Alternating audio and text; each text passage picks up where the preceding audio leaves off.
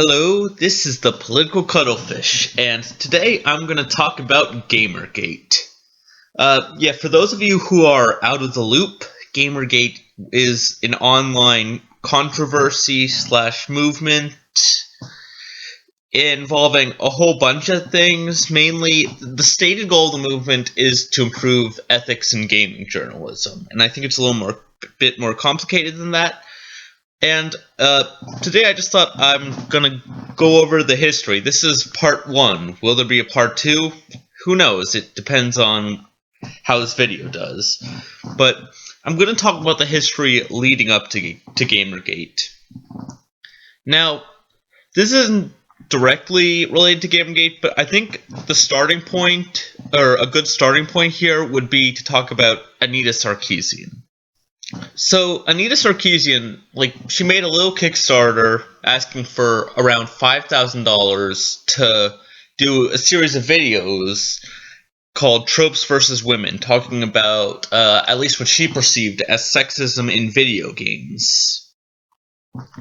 And for some reason, a lot of trolls or angry gamers decided to crucify her. I mean, they sent her all this really vile harassment, which I condemn categorically. It is just so unwarranted and just really nasty. They even went so far as to make a flash game where you beat her up and she gets progressively more bruised as you punch her. So, yeah, kind of vile. But in the end, it actually kind of ended up working towards her favor, since because of this harassment, she was able to get a TED Talk. Then people were so sympathetic to her that she ended up raising hundreds of thousands of dollars for her Kickstarter, which her original goal was only $5,000. And I think this is important to Gamergate, since it kind of sets up the context, and it kind of sets up sort of an animosity between feminism and, I guess, gaming or gamers, or what's perceived as to be the mainstream gamer culture. Okay, so now I'm going to start talking about the what most people consider to be the starting point of it, which I think was kind of the starting point, kind of not, but I'll get to that a little more later. Basically, Aaron Noji, I'm not sure how to pronounce that name. Maybe I should have looked that up, but whatever. Basically, his girlfriend, Zoe Quinn.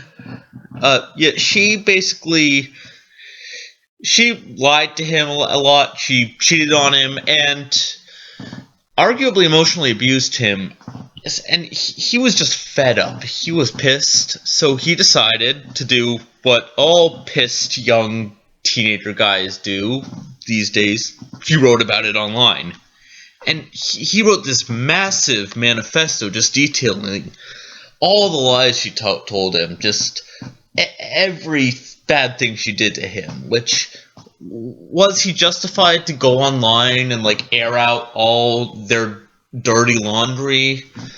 I'm not sure, but it definitely is interesting, the Zoe post, and I don't think it was meant to be harassment, but it did lead to a lot of harassment of Zoe Quinn, which is unfortunate, but because the big takeaway from it, which actually wasn't what he tried to do at all, he was just kind of angry at her, and wanted to show, hey, this is how much of a liar she is.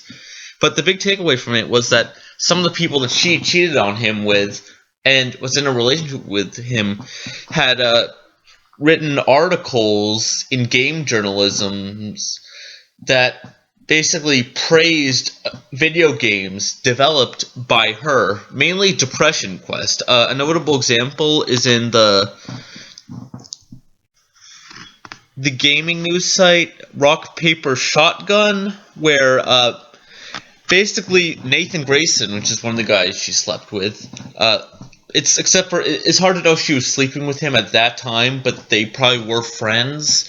But anyway, Nathan Grayson wrote just a glowing review of her game on on an article on Rock Paper Shotgun titled Admission Quest, Valve greenlights 50 more games, and he just gushed about how revolutionary her game was. So a lot of gamers thought there was this there was a pretty big conflict of interest here, because this person's writing an article praising her game without disclosing that they're at the very least pretty good friends. So the scandal became known initially as the Five Guys scandal, because Zoe Quinn had slept with 5 guys, so it's a little crude. But then this scandal became big, and this is when Adam Baldwin, I'm not sure if he coined it, but he at least popularized the hashtag Gamergate for this scandal, linking to 2 Gamergate YouTubers. And now I'm going to look at the trends here. As you can see, this post was made on August 27th.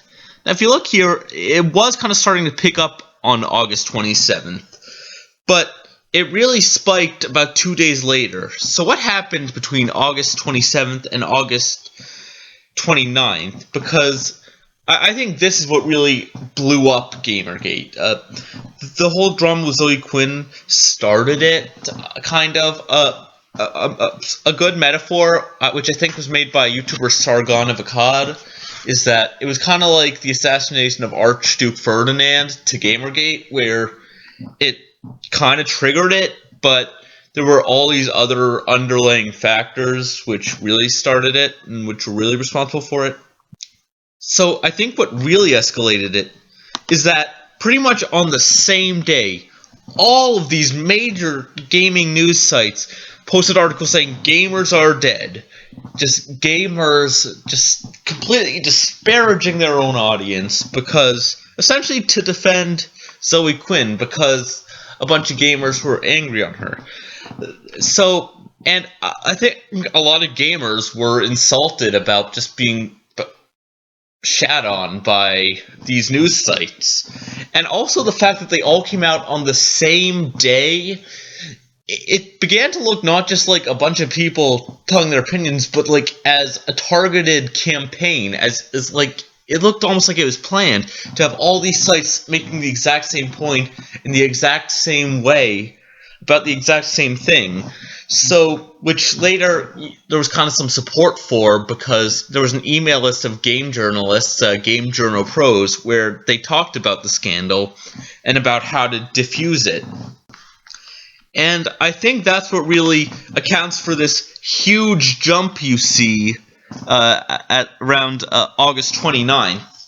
And so at this point, Gamergate really became huge, and that's kind of the jumping off point for the hashtag.